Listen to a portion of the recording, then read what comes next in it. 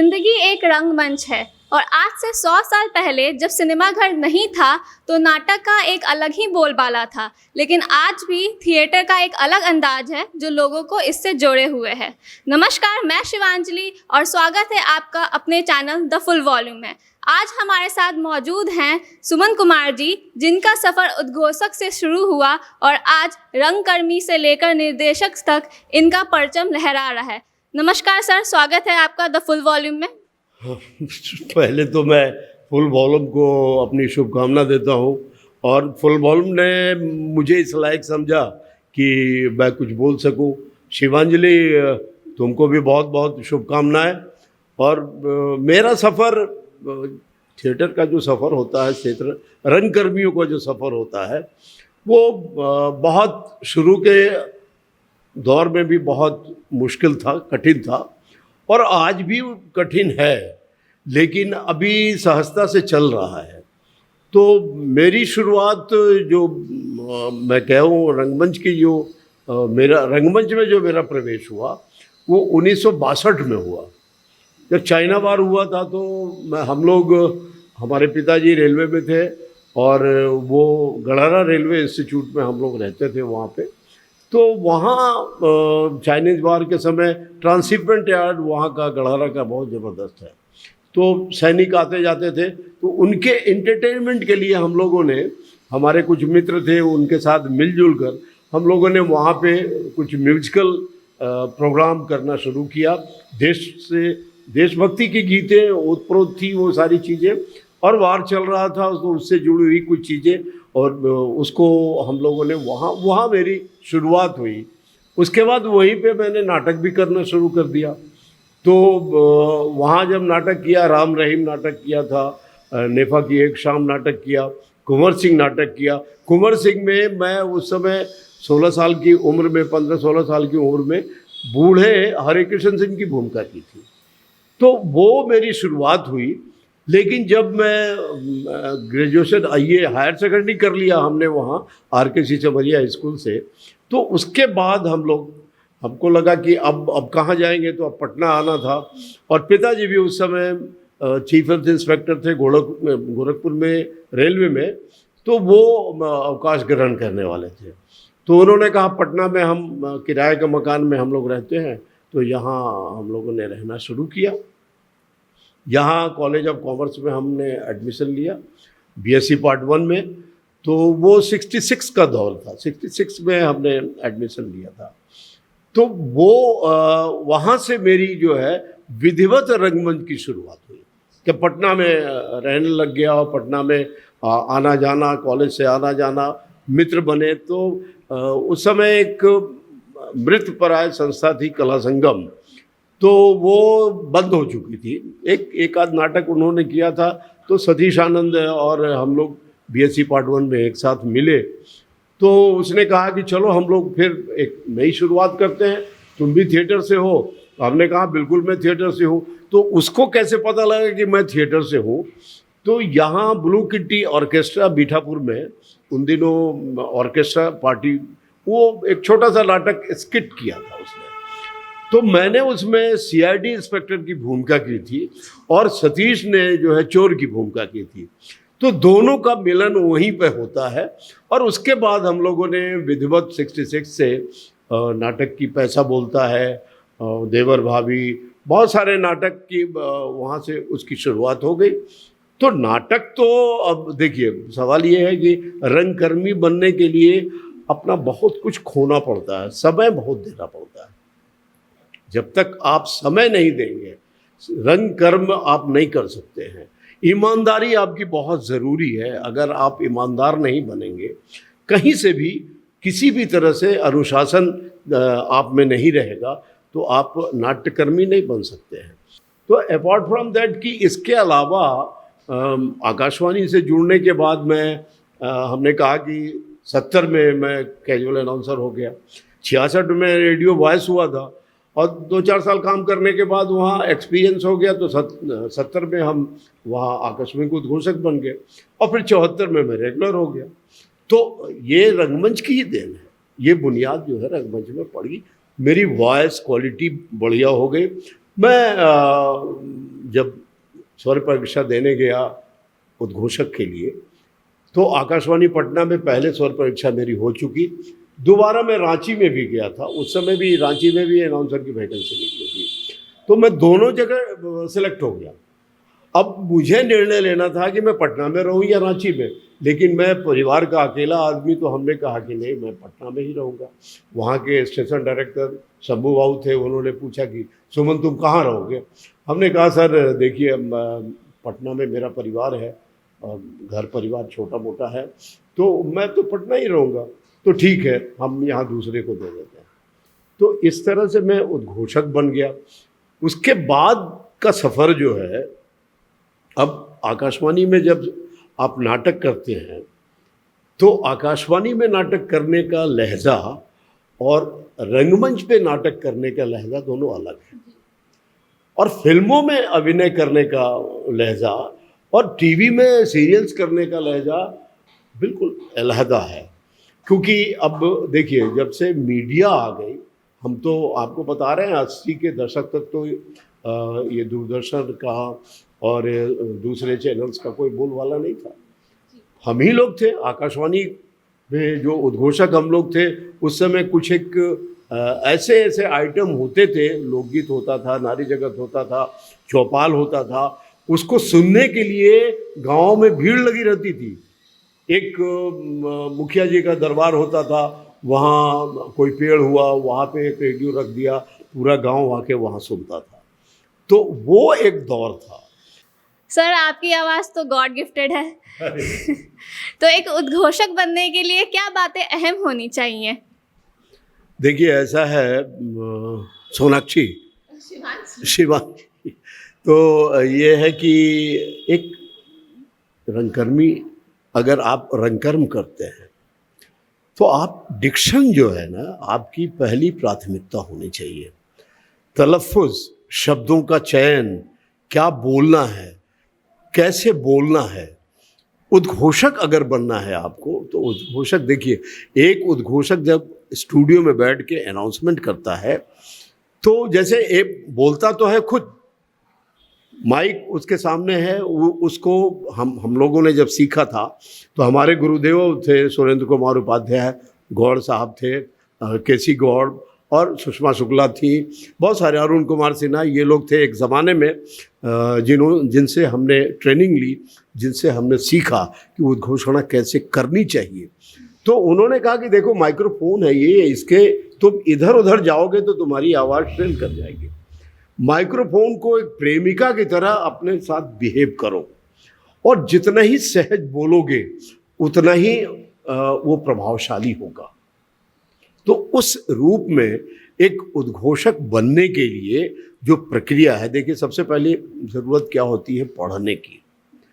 आप पढ़िए, घर में अखबार आता है, बहुत सारे घरों में अखबार आता है, लेकिन मैं नहीं देखता हूँ कि कोई लड़का या लड़की उसको ज़ोर से पढ़ते हैं, सब मुंह में ही पढ़ते हैं। मेरा ये कहना है कि जब आपको इस लाइन में, इस विधा में आना है, उद्घोषक बनने के लिए आना है, तो आपको ज़ोर से पढ़ना होगा, क्योंकि वो जो शब्द हैं उसमें, अखबार में भी जो शब्द लिखे हुए हैं, उसकी ध्वनि आपके कानों तक आनी चाहिए। अगर वो ध्वनि आपको नहीं मिल रही है, अच्छी नहीं मिल रही है, तो आप बेकार हैं। फिर तो आपका पढ़ना ना पढ़ना, मुंह में पढ़ना और बोल के पढ़ना। अब कई लोग कहते थे कि तो क्या हम लोग गांधी मैदान में जाके हल्ला करें? बोले हल्ला नहीं कीजिए, उसका तरीका होता है। एक शब्द है ओम, सिर्फ ओम, इसके वेरिएशंस बहुत होते हैं।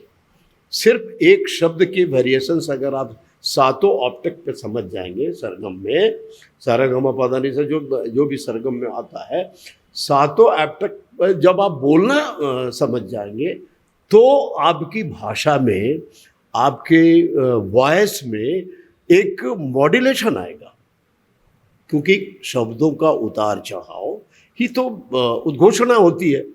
जब मैं कमेंट्री करता हूँ, या छठ की कमेंट्री करता हूँ, या गुरुद्वारे से कमेंट्री करता हूँ, या कहीं से भी कमेंट्री करते हैं, तो पिछले मैं समझता हूँ कि 15 सालों से मैं छठ की कमेंट्री कर रहा हूँ, गुरुद्वारे की कमेंट्री कर रहा हूँ। तो वाहेगुरु की कृपा है। और उसके बारे में डिटेल जब तक आप नहीं जानेंगे कि ये क्या है, कब स्थापित हुआ, गुरुद्वारा कब बना, ये गुरु गोविंद सिंह कौन थे, फिर छठ के बारे में जो साक्षात देव का जिसके दर्शन होते हैं सूर्य भगवान के, आप छठ के बारे में जब तक नहीं जानेंगे तो आप क्या बोलेंगे कि मैं गांधी घाट से फलाना सुमन कुमार बोल रहा हूँ, मैं नाव से गंगा तट पर सुमन कुमार बोल रहा हूँ। नहीं, आपको उसकी वोकैबुलरी सीखनी होगी कि छठ क्यों मनाते हैं, कितने दिनों का ये पर्व होता है, कैसी पवित्रता होती है, कैसी स्वच्छता होती है। पूरे बिहार में उस दिन देखिए कि 2 दिनों के लिए खरना, और जिस दिन पहला अर्घ और दूसरा सुबह का अर्घ होता है, आप देखिए कि उस दिन कितनी शांति रहती है यहाँ। सर, हमने सुना है कि आपने जेल में कैदियों को जाके भी नाटक सिखाया है, तो आप अपने उस सफ़र के बारे में हमारे दर्शकों को कुछ बताइए। बहुत बहुत बहुत बढ़िया बात आपने पूछ ली है, बहुत अच्छी चीज़ आपने पूछी है। सच कहूँ तो बिहार में मैं पहला ऐसा निदेशक हूँ जिसने यहाँ मुजफ्फरपुर जेल में, मुजफ्फरपुर खुदीराम बोस जो है वहाँ कैद रहते थे, कैसे सेल में बंद रहते थे, उन कैदियों को मैंने देखा है।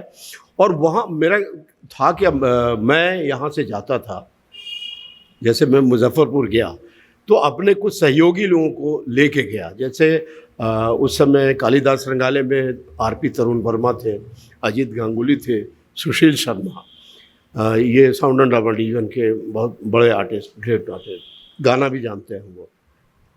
हम लोग ले गए, लेकिन होता क्या था कि पहले मैं उनको अपना एक नाटक दिखाता था। एक नाटक मेरा देख लेने के बाद नेक्स्ट डे से हम लोग 10 दिन 15 दिन का जो वर्कशॉप होता था उसको कंडक्ट करते थे। और फिर मैं कैदियों में से ही ढूंढ लेता था कि कौन आदमी गाना जानता है, कौन बजाना जानता है, कौन डायलॉग बोल सकता है। उसमें एक से एक पढ़े लिखे लोग हैं वहाँ। मैं आपको क्या बताऊँ, मैंने जब खुदीराम बोस का वो सेल देखा तो रोंगटे खड़े हो गए हमारे, क्योंकि ये आदमी कैसे सिर्फ खड़ा ही रहता होगा वहाँ पे। ऐसा सेल बना हुआ है खुदीराम बोस में। और मैंने उन लोगों को थिएटर से रूबरू जानकारी दी, जैसे इतनी शक्ति हमें देना दाता, मन का विश्वास कमज़ोर होना। इस भजन को, इस गीत को उन लोगों को सिखाया। और उसमें अच्छे गाने वाले भी थे, उन लोगों ने गाना शुरू किया। सर, आपके जीवन की ऐसी कोई घटना जो आप नहीं भूल सकते हैं, हमारे दर्शकों के साथ आप उससे शेयर कीजिए। देखिए, ऐसी घटनाएं तो बहुत हैं, मैं आपको सही बताऊं। मैं रंगकर्मी हूँ, और एक रंगकर्मी होने के नाते हमने कहा ना कि अनुशासन बहुत ज़रूरी है। जब यहाँ मैं नाटक कर रहा था पटना में ही, और रिहर्सल में मुझे जाना था, मेरी बेटी उस समय बहुत छोटी थी। उसके पाँव पर पूरा गर्म दूध जो है वो गिर गया, उसके फफोले निकल आए। लेकिन अब देखिए, मुझे हॉस्पिटल जाना चाहिए था उसको लेके, मैं नहीं जा सका। मैं चला गया, रोता हुआ चला गया अपने घर से रिहर्सल प्लेस पे। वहाँ जब पूछा तो लोगों ने कहा कि क्या बात है, आप बहुत मायूस हैं। हमने कहा ऐसी ऐसी घटना घटी है। वो बोला तुमको फिर खबर कर देनी चाहिए। बोला कि उस समय ये मोबाइल का ज़माना नहीं था। हमने कहा कैसे मैं खबर करता, क्या करता, आखिर इतने सारे कलाकार मेरे इंतज़ार में बैठे हुए हैं। मैं मेन रोल कर रहा हूँ, बल्लभपुर की रूप कथा संभवतः या आम्रपाली नाटक की रिहर्सल चल रही थी। तो हमने कहा इतने सारे कलाकार बैठे हुए हैं, मैं मेन कैरेक्टर अजातशत्रु की भूमिका कर रहा हूँ, अगर मैं नहीं आऊँगा तो ये सारे कैरेक्टर उदास हो जाएंगे। तो कल होकर मैं क्या जवाब दूंगा, अपने को क्या मैं कहूँगा। तो इस तरह की, देखिए, इस तरह की घटनाएं घट जाती हैं मंच पर। और रंगकर्मियों के लिए ये परीक्षा की घड़ी होती है। कई रंगकर्मियों के बारे में आपने सुना होगा कि उनके पिताजी का निधन हो गया, वो डेड बॉडी को छोड़ दिए। उनका उस दिन शो होना था, वो चले गए शो करने। नेक्स्ट डे आके उनका जो है क्रिमेशन कराया। तो ये जो है प्राथमिकता आप किसको देते हैं, किसको आप अच्छा समझते हैं? सर, आजकल के दर्शकों में हॉलीवुड और बॉलीवुड फिल्मों का ज़्यादा क्रेज है। इरफान खान, शाहरुख खान, अनुपम खेर, ये जितने भी मंझे हुए कलाकार हैं सब थिएटर की ही देन है। लेकिन फिर भी थिएटर के प्रति आजकल के दर्शकों का कम रुझान है, ऐसा क्यों? देखिए, ऐसा है, आपने बहुत बढ़िया सवाल किया है कि थिएटर के प्रति क्यों कम रुझान है। मैंने पहले भी कहा कि थिएटर पैसा नहीं देता है। रंगमंच में जब तक पैसा नहीं होगा तो हम बॉलीवुड की तरफ देखेंगे ही। ये अनुपम खेर भी उसी राष्ट्रीय नाट्य विद्यालय के निकले हुए हैं। नसीरुद्दीन शाह हो, शबाना आज़मी हो, ये सारे जितने एक्ट्रेस हैं, ये सारे लोग वहीं से निकल के मुंबई गए हैं। क्यों चले गए मुंबई? आखिर बॉलीवुड क्यों गए? उनके पीछे भी तो कारण था। उनकी जीविका कैसे चलेगी? अगर उनको जीना है, उनकी शादी हो जाती है तो बाल बच्चों की भी परवरिश करनी है, उनका रहन सहन देखना है, बच्चों को पढ़ाना है। आखिर उनकी जीविका कैसे चलेगी? तो हॉलीवुड का मतलब ये है कि हम विदेशों की तरफ ना देखें, हम अपने प्रदेश को देखें। हम अपने प्रदेश से देखें कि कितने लोग हमारे राष्ट्रीय नाट्य विद्यालय से निकल के और चले गए, मुंबई चले गए। क्यों चले गए भाई? उसके पीछे बॉलीवुड का क्रेज़ तो ज़रूर है। चूँकि एक फिल्म अगर रिलीज होती है तो एक सिनेमा हॉल में एक जगह कम से कम 1000 दर्शक देखता है। एक नाटक को देखने के लिए भी 1000 दर्शक जाता है, जहाँ बड़ा हॉल है। अगर प्रेमचंद रंगशाला है तो वह 1000 पहुँच जाएंगे, लेकिन कालिदास रंगालय में तो 500 लोग ही पहुँच पाते हैं। वो भी अभी ये डिस्टेंस वाला मामला चल रहा है, 2 गज की दूरी बना के रखो, एक से छोड़ के बैठो, ऐसा करको। तो ये बॉलीवुड के तरफ देखने के पीछे मैं कलाकारों का इसमें कोई दोष नहीं है। बड़े से बड़े कलाकार हैं जिन्होंने अपना ये सारा कुछ पढ़ाई करने के बाद, रेपेट्री में काम करने के बाद, रेपेट्री से वो बहुत विदेशों में गए, वहाँ काम किया, लेकिन उसमें क्या है कि लाखों लाख रुपया खर्च होता है। और आज का रंगकर्म इतना महंगा हो गया है, आज का कन्वेंस इतना महंगा हो गया है, कोई बच्चा उस कन्वेंस को झेल नहीं पाएगा। उसको कहीं भी जाना है, यहाँ से वहाँ तक जाना है, 20 रुपये रिक्शा वाले को दीजिए, 20 रुपये ऑटो वाले को दीजिए, 50 रुपये ऑटो वालों के दीजिए, तो आखिर वो पैसे कहाँ से आएंगे? तो रंगकर्म के इसीलिए लोग दूरदर्शन की तरफ दौड़ रहे हैं, और दूरदर्शन से जो कुछ वहाँ मिला तो मिला, नहीं मिला तो फिल्म की तरफ चले गए, मुंबई चले गए। लेकिन सब लोग सफल ही हो जाते हैं, ऐसा नहीं है। शिवांजलि और मोगली दोनों को मैं अपनी शुभकामना देता हूँ। आपको सुरक्षित रखे, स्वस्थ रखे, और इस कोरोना काल से हम लोग निकले और आगे आने वाले कल में कुछ अच्छा काम कर सके। धन्यवाद। धन्यवाद सर।